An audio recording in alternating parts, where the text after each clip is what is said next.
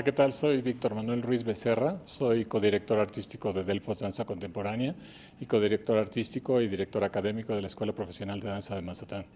Estoy muy contento de presentarles la obra Entre Sueños y Flores, que será dentro del marco del Festival Internacional Diálogos Bailados y Soliloquios, aquí en Los Talleres. Sean ustedes bienvenidos.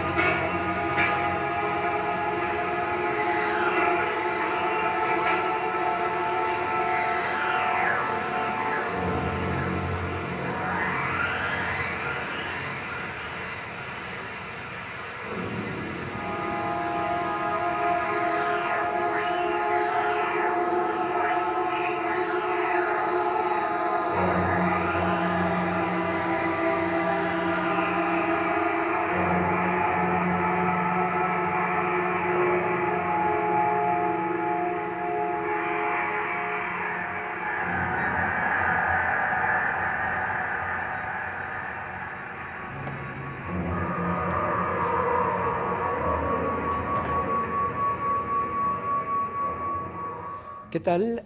Bienvenidos al programa Perfiles en Acción y como han escuchado a nuestro querido amigo Víctor Manuel Ruiz, Sí. ya estamos listos para empezar esta nueva emisión en la que, bueno, estaremos precisamente hablando de este cuarto ya programa de la temporada Soliloquios y Diálogos Bailados aquí en el Centro Cultural de los Talleres, en el foro de los Talleres, como normalmente lo conocemos, ya es una tradición aquí en la Ciudad de México este espacio. Y bueno, el festival en sí, pues cumpliendo ya 27 años de dar esta salida a no solamente a agrupaciones que se inician y que hacen sus propuestas, en este caso, o como solistas o duetos, sino también a compañías ya renombradas, como es el caso que nos ocupa el día de hoy. Así que, pues vamos a empezar. Tenemos el agrado de tener aquí a Víctor, que, bueno, lo primero que se nos antoja, por supuesto, es para aquellos de nuestros espectadores que recién te conocen, que está raro que quien no conozca, pero no te creas, hay jóvenes estudiantes que todavía se les encarga que vean videos, que conozcan a las compañías. Pocas veces tenemos oportunidad de tenerlos aquí. Así es que háblanos un poquito acerca de Delfos. Pues mira, Delfos es una compañía que se fundó en el año 1992. Es una compañía que codirigimos Claudia Laviste y yo. Y nada, desde que nacimos, la compañía ha sido un semillero de creación.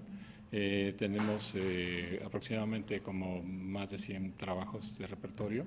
Y una de las cosas fundamentales es que nos interesó siempre la pedagogía, ¿no? a Claudia y a mí, y pues fundamos la Escuela Profesional de Danza en Mazatlán. Ahora radicamos en Mazatlán, la escuela cumple 20 años. Delfos ahorita justamente estamos cumpliendo 25 años de fundación, entonces creo que pues es un momento muy importante para Claudia y para mí, ¿no? ¿Cómo no? Digo, 5 años después de fundar la compañía, echarte el paquetote de fundar una escuela. Este otro tema es súper importante. Primero, el hecho de haberse cambiado de residencia. Y después, ¿de dónde surge? O sea, ¿cuál fue ahora ya es una escuela profesional, me parece que a nivel de licenciatura, ¿verdad? Sí, es una licenciatura. Pues mira, lo que siempre nos ha pasado desde que estábamos, nosotros, Claudio y yo, nos conocimos en Venezuela, pues trabajamos en una compañía que se llama Danzao y era una compañía pues muy famosa en los 80s. Era una compañía con una infraestructura cultural muy importante. Entonces, pues nada, decidimos dejar la compañía porque nos interesaba como tener nuestro propio proyecto, ¿no? Y claro, al principio todos decían, están ustedes locos, ¿cómo se van a dejar una compañía donde tienen una estabilidad económica, donde te tratan como realmente como un artista, ¿no? Que te mereces y por el trabajo que hacíamos?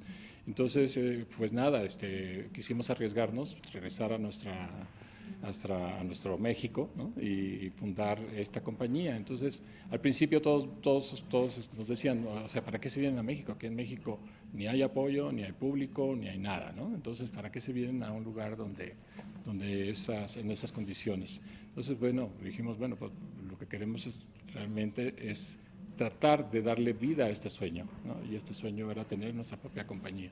Y al principio fue muy duro, es decir, o sea, como todos, yo creo que a todos nos ha costado trabajo darle, sobre todo, viabilidad a un proyecto con esta característica y sobre todo la danza contemporánea que tú sabes que no es el agrado de todo el mundo. Entonces, lo que hicimos fue aventurarnos, decir, sí, creemos en el proyecto, creemos en el trabajo que estamos haciendo coreográfico y se dio como una oportunidad, porque cuando llegamos teníamos funciones en la Sala Miguel Covarrubias y en la Sala Miguel Covarrubias teníamos un día martes y miércoles. Por supuesto, sabíamos que no iba a haber nada, ¿no?, de público. En ese entonces la directora de danza de UNAM era Rosario Manzanos.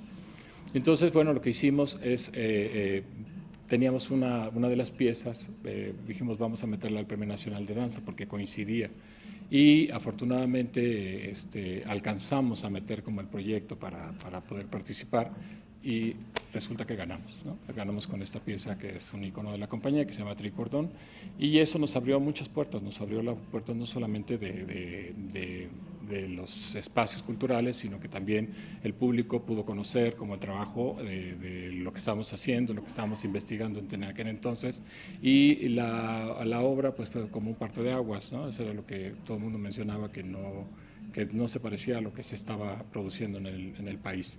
Entonces, tuvimos nuestras funciones de martes y miércoles pues completamente llenas, ¿no?, a raíz de este concurso.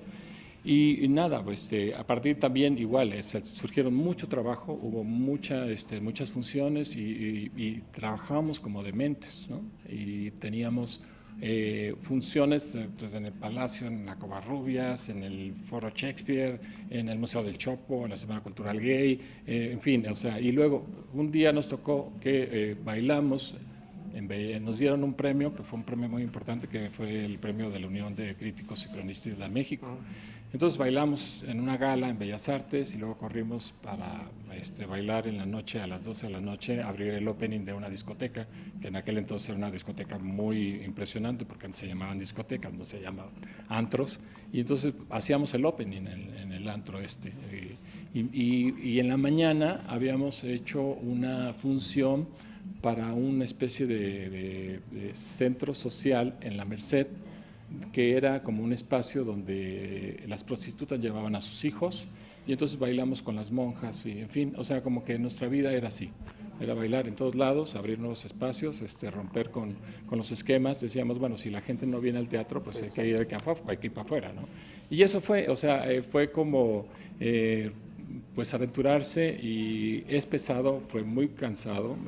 Estuvimos 6 años aquí en el DF y fue muy difícil.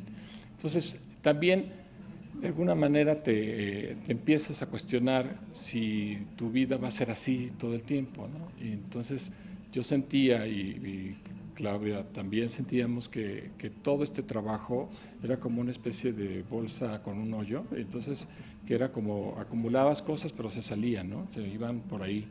Entonces, no teníamos un espacio fijo, nos prestaban los salones, desde Emma Pulido nos prestó salón, el maestro Maldonado, maravilloso, nos prestaba el salón, Eric Villanueva, que tenía un espacio muy chiquito en Avenida Chapultepec, nos prestaba el salón, en fin, hasta que finalmente la Escuela Nacional de Danza, que estaba atrás del auditorio, nos brindó un salón y estuvimos ahí un rato. Entonces, con esta cosa de las giras y todos estos movimientos de giras la red de festivales, que creados por Jorge Domínguez, pudimos y tuvimos la oportunidad de girar por muchas ciudades de la República y bueno, descubrimos Mazatlán. No habíamos tenido la oportunidad de ver Mazatlán ni conocer, escuchábamos de que había un teatro sin techo con un árbol en medio, en fin, o sea, como que había como un mito acerca de esa ciudad que era muy bonita.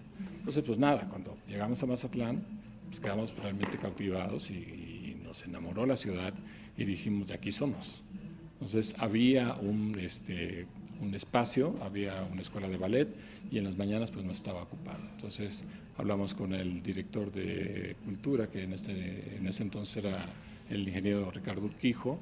La comunión con el público fue muy inmediata. La función estuvo abarrotada en el Teatro Ángela Peralta, que es un teatro verdaderamente hermosísimo, y la función que dimos fue realmente muy, muy emblemática para nosotros, porque nunca habíamos sentido un aplauso de esa naturaleza y sí hubo un enganche, o sea, sí fue… Amor a primera vista. Sí, fue realmente. Y entonces, bueno, a Ricardo le pareció muy interesante el proyecto y dijo…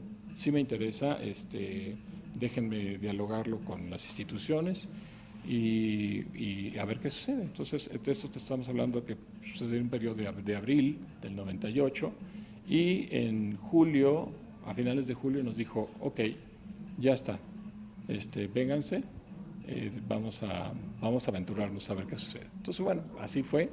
Entonces, agarramos nuestras maletas, metimos nuestros perros, gatos al carro y nos fuimos en caravana para Mazatlán. Y otra vez, volvimos otra vez como a aventurarse a nada seguro, porque también nos volvieron a decir los amigos, ¿a qué se van a Mazatlán? Están ustedes locos, allí no hay nada, les va a ser muy difícil, aquí tienen mucho trabajo.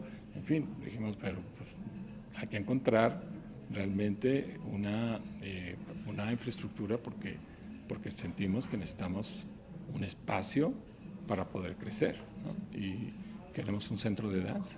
Y eso fue, así fue. Y al principio fue duro porque hubo pues, las crisis, ¿no? Cuando estás solo, las crisis son súper duras porque claro, pues, no hay nada que te distraiga y todo lo que está mal se pone peor. Claro. Entonces hubo crisis y hubo desencuentros y divorcios, en fin. Pero a la final aquí seguimos, ya tiene 20 años este proyecto y Delfos ha consolidado un equipo de trabajo maravilloso. Siempre creímos en la filosofía del colectivo, o sea, por supuesto que Claudio y yo no hubiéramos podido hacer nada sin este equipazo que tenemos, ¿no? Ahora los bailarines, la mayoría de los bailarines que están dentro de la compañía son egresados de la escuela, entonces también esos egresados ahora son los maestros de la escuela. Entonces, pues nada, es como un círculo increíble, ¿no? Y yo estoy feliz. Una maravillosa siembra para una florida y fructífera cosecha. Y pues he visto también que en términos de pues propuestas, de puntos de vista, no solamente tuyo y de Claudia, también han tenido coreógrafos invitados o mismos dentro de la compañía. Parte, pues eso es increíble. Porque creemos exactamente en los proyectos de colaboración. O sea, creemos que, pues, sí, claro, tenemos pues muchas ganas de crear y hacer cosas nosotros, pero también es muy aburrido para los que integramos este colectivo, ¿no? Entonces, pues sí invitamos a todos los coreógrafos que nos interesan, ¿no? Pues, por ejemplo, la última producción que tuvimos fue con Foco al Aire, ¿no? Y tuvimos a La Intrusa y hemos tenido a coreógrafos venezolanos, hemos tenido a un coreógrafo que es muy cercano a nosotros, que se llama… se me olvidó el nombre de nuestro coreógrafo. No, el de Estados Unidos. Michael Foley. Él es un coreógrafo muy cercano a nosotros y ya ha montado y ha estado en la escuela y ha montado Delfos, en fin, sí nos interesan mucho los trabajos de colaboración, no solamente con coreógrafos, también con artistas plásticos, con escenógrafos y con músicos, en fin, con todo lo que se pueda y con todo lo que te vincule para hacer cosas nuevas. Claro. Y esta gama pues va desde apuestas en las que los bailarines hablan, cantan, o propuestas más íntimas como la que nos ocupa hoy, Sí, claro. que pues junta a pues dos maestrazas, digo yo, muy queridas, muy admiradas, como es Claudia Lavista y Lola Lince. Y bueno, pues dado que el programa está dedicado precisamente a motivar a la gente que nos mira para que puedan interesarse, y seguramente que lo harán 2 funciones nada más de esta obra, y que pues nos gustaría mucho saber en esta otra vertiente de este ámbito pequeñito, un dueto, aquí le llamamos diálogo entre 2 creadoras, ¿cómo se concibió? Pues mira, este proyecto surgió a partir del proyecto de beca del Sistema Nacional de Creadores del 2012. Propuse esta pieza porque siento que es un trabajo que tiene mucho potencial y tiene como una vida larga, creo yo. Y entonces la idea de trabajar con Lola, pues me pareció una idea fantástica, ¿no? Entonces creo que el hecho nada más de concebirlo como pensar en ella como artista, nos motivó muchísimo. Cuando yo le hablé a Claudia de este proyecto, pues Claudia sí, por supuesto que se emocionó muchísimo, porque pues prácticamente son 2 artistas completamente distintas, ¿no? Tienen su diálogo y su forma de entender la danza son completamente diferentes, y eso era exactamente el riesgo y la apuesta, ¿no? Entonces resulta que pues fue realmente muy propositivo la acción de tenerlas a las 2, y ha sido verdaderamente un viaje. Tenemos con este proyecto cerca de 2 años y medio más o menos, y es un trabajo que sigue y sigue y sigue evolucionando y sigue creciendo, y seguimos encontrando cosas, y cada vez la disfruto porque cada vez que ensayan suceden cosas distintas. Entonces esto me hace sentir que la obra habla de la muerte, pero habla de la muerte desde este lugar amoroso y sensible, y hace que te conmueva. Entonces, y este espacio me parece un espacio muy bonito. Hemos estado trabajando muy duro toda esta semana, y este espacio te ofrece como esta intimidad y esta sensación de tenerla cerca y ver que es esa sensación como sutil, sublime, que hace que te erice la piel. Justamente cuando abordamos temas pues que son de la vida, pero que al mismo tiempo son recurrentes, la vida, la muerte, ¿desde qué perspectivas lo toma el artista? En este caso, tú como coreógrafo, ¿qué propones este acercamiento, este camino? Y que por otro lado, pues también tienes a dos creadoras, no solamente son intérpretes. ¿Y cómo dialogas? Es decir, ¿de dónde vienen las propuestas? ¿Cómo se enriquecen en los descubrimientos que van haciendo los 3? Háblanos un poco de ese proceso. Sí, mira, creo que yo hace un ratito en una entrevista platicaba un poco que yo lo que he hecho durante estos 35 años de danza, pues prácticamente son ensayos sobre la muerte. O sea, yo creo que me repito todo el tiempo, y todo lo que hago es acerca de la muerte. Es decir, trato de hablar de una cosa y de pronto sale el muerto por ahí, ¿no? Entonces, creo que es eso. Creo que como además, honestamente, yo lo que creo es que cuando te mueres te apagas el control y se acaba todo. Entonces prefiero en vida tratar como de imaginar algo que a lo mejor no es cierto, ¿no? Entonces trato de darle como esa perspectiva poética, ¿no? Pictórica y sensible. Entonces, cuando les platiqué el proyecto a Claudia y a Lola, les hablaba de esto, de que quería como entender como estos pasajes de la pieza, porque la pieza no tiene una estructura ni tampoco se cuenta una historia real, sino que son como pasajes, son como un poco sueños. Pronto yo le decía, bueno, aquí estás en un pasaje frío, oscuro, y te duele el cuerpo y el frío te penetra en los huesos y te da catarsis por eso. Entonces piénsalo, siéntelo y descúbrelo a través de tu capacidad creativa. Entonces esa es mi propuesta, y entonces saber cómo dialogas con eso. Y lo mismo Claudia, es como decir, mira, Claudia, tú lo que quiero que traigas una piedra encima de la cabeza, y con eso tienes que hacer un tránsito de un espacio a otro, y en ese tránsito de ese espacio a otro tiene que recorrer lo que llevas de vida.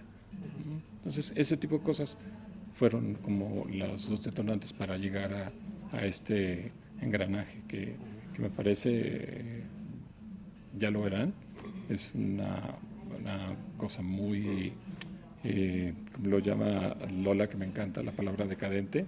Es decadente, pero también es sutil, sensible y poético. Oye, y bueno, por otro lado, aunque vamos a platicar también con las artistas que nos acompañarán en la segunda parte de esta entrevista, me recordó mucho en la texto de presentación, en esta preparación, dice, ¿no? ¿Tiene referencia con el libro tibetano de los muertos? ¿Lo leíste en algún momento? Sí, sí, porque claro. digo...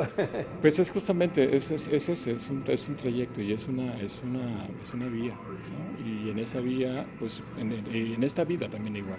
O sea, tu trayecto de vida, tú mueres muchas veces. Los desamores son muertes, ¿no? Las depresiones son muertes.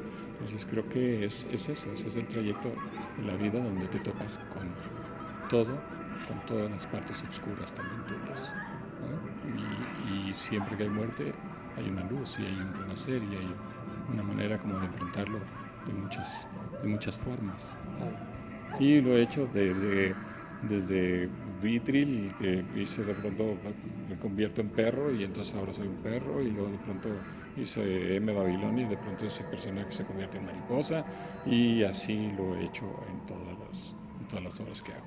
Claro, claro. Y bueno, además llegar de esa manera como consciente.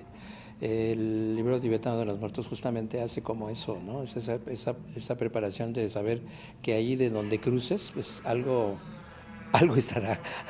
o las ruedas de la vida, claro, de los claro, budistas, sí, ¿no? también igualmente Lola mencionaba que en el trayecto de la pieza es como hacer un círculo que hace esto. Exacto. Y de pronto, ¡pum!, y llegas, y ahí llega. Entonces este círculo pues está lleno de colores, ¿no? Y de temperaturas y de atmósferas. Entonces Claro. es justamente lo que tiene la pieza, que tiene esta particularidad, que tiene muchos colores dentro de algo que es muy dramático. Pues, digo, la muerte es dramática. Claro. Y así es. Y que además una cosa importantísima, a veces algunos artistas escénicos, podemos decir, o directores de teatro o mismos coreógrafos, pero sobre todo creo que lo veo más en teatro, cuando se trata de la muerte y alguien muere, ese cuerpo muerto está realmente muerto, es decir, es alguien que se desguanza, que se desvanece y cae. Literal. Y ya, literal, ¿no? Y yo recuerdo en una ocasión a Eugenio Barba que decía que no, o sea, si vas a estar muerto es cuando más se necesita esa presencia para que tu muerte no estorbe. O el otro caso de un maestro japonés que cuando daba la espalda, sentía que su espalda estorbaba, es decir, estorbaba la presencia del flujo de la vida. Ya por último, ¿cómo se representa esa muerte con esta vida, que es la presencia de la intérprete? Pues yo creo que al final lo que sucede en la pieza, pues no les quiero contar para que vengan, pero lo que sucede en la pieza es que alcanza como esta divinidad, ¿no? Esta luz y ese deseo, ¿no? Y esa fantasía que todos tenemos de que la muerte sea una cosa amable y generosa. Muy bien. Bueno, pues Vamos a hacer una pausa precisamente para poder platicar con Claudia Lavista y Lola Lince, un poco como para ver desde su perspectiva cómo ha sido este camino, ¿sí? Que esperamos que todavía, por supuesto, hacia lo que es el tema aparte mucho, pero por lo menos en este de vida, que es la escena, nos cuenten un poquito de los secretos y que todavía se sientan más motivados acerca de esto. Bueno, no se vayan. Vamos a hacer una pequeña pausa para hacer la transición en la introducción a la siguiente parte y volvemos en un momento.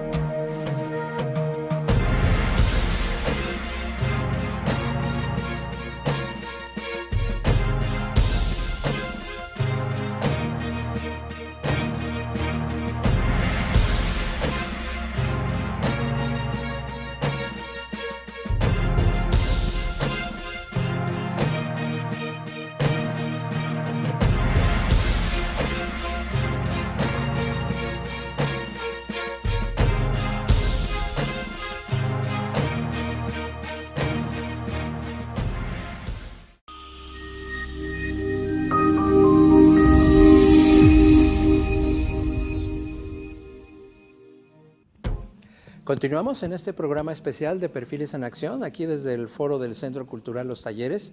Y bueno, en esta segunda parte de esta maravillosa e interesantísima charla, ya nos encontramos con, yo diría, estas poderosas mujeres que han hecho posible, bueno, no solamente esta obra, sino muchas otras, y que pues ahora tenemos la fortuna de tenerlas juntas. Caramba, verdaderamente, pues por todo lo que ya hemos platicado con Víctor, pues es un verdadero deleite el poder encontrar un camino creativo donde la experiencia que está detrás, no solamente profesional, en un tema como este es la experiencia de vida, pueda canalizarse hacia la creación de una obra como la que nos ocupa. Entonces, ¿qué les parece? Dado que pues hemos ya platicado en algunas otras ocasiones, si nos metemos en esta. Me interesa muchísimo saber qué fue primeramente, Claudia, cuando empezó este camino, qué fue lo que te jaló hacia el proyecto, cuando Víctor llegó y te dijo, mira, vamos a entrarle a esto, ¿no? Y sobre todo después de lo que han hecho poco antes, ¿eh? Donde han hecho cabaret y donde han hecho ¿no? El extremo de la vida absoluta, ¿no? ¿Qué fue lo que más te atrajo al momento de hablar? ¿Del título de la obra es? Entre sueños y flores. En esta obra, en este caso. Sí. ¿Cómo fue? Ok. Bueno, son muchas cosas. Por un lado, bueno, yo tengo trabajando con Víctor Manuel más de 30 años, ¿no? Entonces, todo lo que me ha propuesto le he dicho que sí, básicamente. Nunca me he negado a nada. Entonces, soy fácil, digamos, soy un huesito fácil de roer. Pero en realidad es una obra que yo, no sé si te platico él, pero ha tenido varias versiones, ¿no? Ha tenido varias versiones y yo he sido, digamos, testigo de todas esas versiones. Okay. Entonces, cuando él me dijo que quería hacer una nueva versión y que era un dueto para mujeres, porque ya había sido antes un cuarteto para hombres, por ejemplo, había sido un cuarteto para otras mujeres, en fin. Okay. Y yo le dije, pues me parece padrísimo, está muy interesante. Y cuando me dijo que era con Lola la colaboración, pues más interesante me pareció, más padre me pareció todo, porque a Lola es una artista que, bueno, la conozco desde hace muchos años. Además de quererla mucho como ser humano, la admiro mucho como artista y como creadora y como bailarina, y sentía que íbamos a lograr tener una comunicación entre los tres muy sabrosa en relación a un tema que es un tema muy profundo, que es un tema que a los tres nos interesa mucho, que es un tema del cual los tres tenemos referencias, muchas que son similares y otras que son muy diferentes. Entonces, me parecía que a mí me gustan los proyectos coreográficos que son más que un proyecto coreográfico. Es decir, lo importante sí es la obra, pero a mí me gusta mucho todo el proceso de diálogo que se genera en la creación de una obra. Entonces, esta obra ha tenido mucho proceso de diálogo. Y el diálogo es desde muchos sentidos. Un diálogo, por ejemplo, tenía que ver con las imágenes que nos daba Manuel en relación a lo que teníamos que imaginar. Entonces, Lola y yo fuimos consiguiendo generar un imaginario colectivo, ¿no? Que nos integraba, o sea, en este universo que nos planteaba Manuel, que nos plantea en la obra, y después también tuvimos mucha libertad de enriquecerlo con nuestras propuestas, con nuestras propias ideas, con nuestra propia manera de movernos, de pensarnos en escena, de pensar en la dramaturgia de la obra, ¿no? Entonces, pues tenía muchos factores la obra que me hacían a mí, que la hacían muy atractiva para mí como bailarina y también como creadora, ¿no? Y estoy muy contenta con el resultado, ¿no? Y lo que más contenta me pone es que cada vez que retomamos la obra continúa en un proceso de crecimiento y de cambio y de evolución, ¿no? Claro. La obra misma va creciendo, sigue creciendo. Entonces, lo que el público va a ver mañana y el sábado es distinto, por ejemplo, a lo que hicimos año y medio en Guadalajara o a lo que hicimos hace... No lo sí, exacto. Es diferente, ¿no? Entonces, ha cambiado y es una obra que está, a pesar de que habla sobre la muerte, es una obra que está muy viva. Por eso decía está muy viva, sí. ¿Qué tal, Lola? ¿Y qué tal cuando te llegó la propuesta?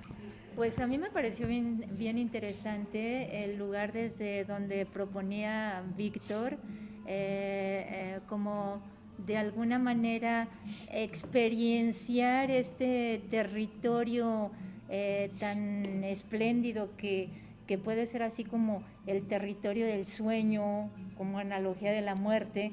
Me pareció bien interesante. Y luego el hecho de que fuera con Claudia, igualmente se la regreso, pero me pareció doblemente interesante como a nivel de experimento, primero, cómo íbamos a conciliar los lenguajes viniendo de diferentes lugares, digamos, y por otro lado también a nivel como de acercamiento humano, me parecía también como un experimento interesante, ¿no? Porque igual a Claudia, pues, o sea, de muchísimos años como referente así padrísimo, y dije yo, no, tener la oportunidad como de bailar con una compañera como Claudia, pues seguramente me va a enriquecer a mí también, ¿no? Y tener la oportunidad de estar como dentro de este universo que está planteando Víctor, que me pareció así como de índole totalmente poético, dije, pues vamos a ver qué resulta, como qué alebrije sale de esta fusión de lenguajes que de hecho yo le decía a Víctor, oye, ¿y cómo le vamos a hacer para conciliar estas cositas, no? Me dijo, tú no te preocupes, eso lo resuelvo yo. Y creo que lo resolvió de manera muy inteligente, porque en cierta forma él tiene como toda una estructura muy clara, coreográficamente hablando, imágenes perfectamente definidas, trazos perfectamente hechos en el escenario. Entonces nos ponía los retos así de que, a ver Claudia, a ver Lola, la imagen es esta, vas atravesando por un túnel, ¿cómo es que llegas a ese lugar si el túnel es frío, hay una luz al final, hay un algo que te jala? Entonces te empezaba a seducir a través de las imágenes y nos permitía como poder hurgar dentro de nuestro imaginario para generar la atmósfera que él requería, o te puede decir, creo que no va por allí, o sí, eso va, y ha sido así como súper interesante, digamos, este abordaje desde ese lugar en donde nuestra creatividad está también como muy alerta y muy presente, ¿no? Y pues ha sido así, curiosamente se me hace padrísimo porque con Claudia desde el primer día yo sentí como si fuera una hermana, como si la conociera de muchísimo tiempo, como una complicidad así muy, muy rica, ¿no? Estábamos muertas de risa desde el primer ensayo, ¿no? Es que de eso que Víctor te da esa posibilidad así de que a ver cómo lo resolverías, y nosotros con toda la desfachatez del mundo podíamos proponer cualquier cosa que parecía que nos latía, y desde ahí empezaba una suerte como de juego que se fue volviendo bastante serio y muy interesante. Claro.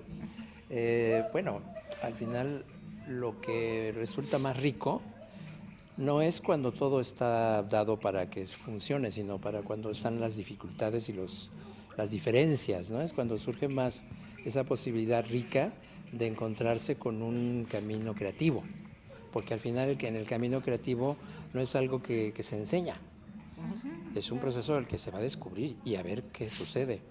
En este caso, Claudia, ¿cuáles fueron los principales retos para descubrir el no? Yo sé que, Lola, no lo dices hacer cualquier cosa en el sentido como a veces pasa en las improvisaciones.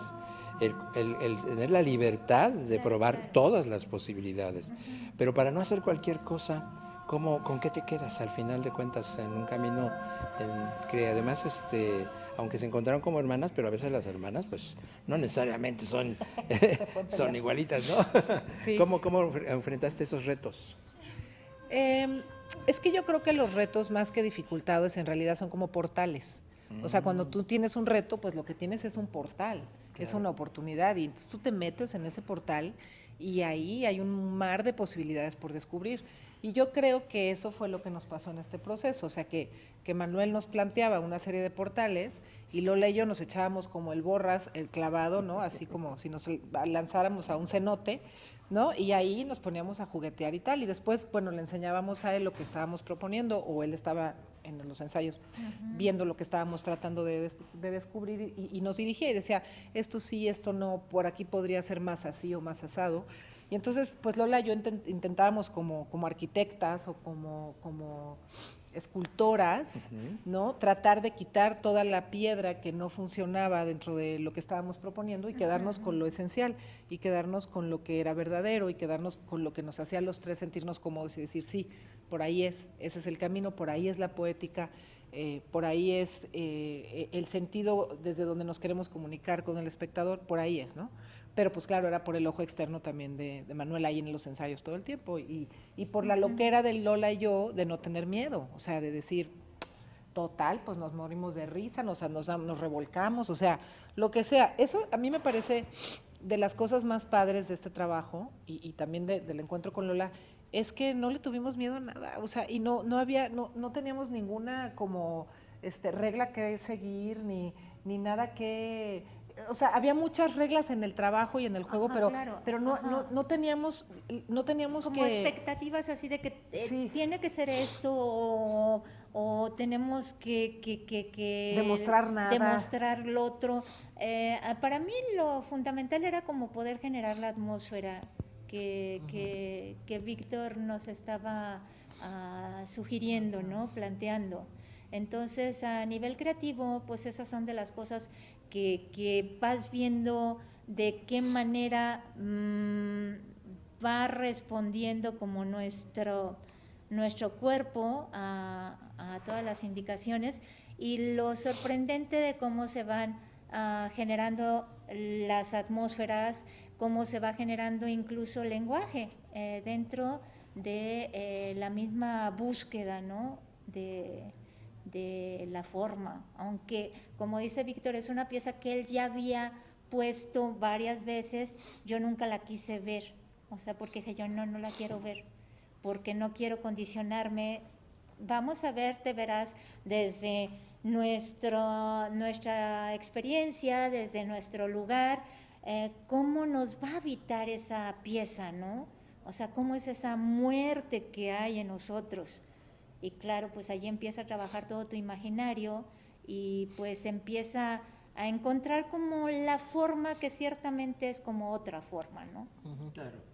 Y bueno, ¿cómo afectó, dado que bueno, el tema, igual se podrán revolcar de risa, pero a la hora de la hora estamos hablando de la muerte, ¿afecta? Es decir, y estoy diciendo esto en un sentido responsable porque en el teatro o en la danza, pues uno tiene que entrarle a vivir, ¿no?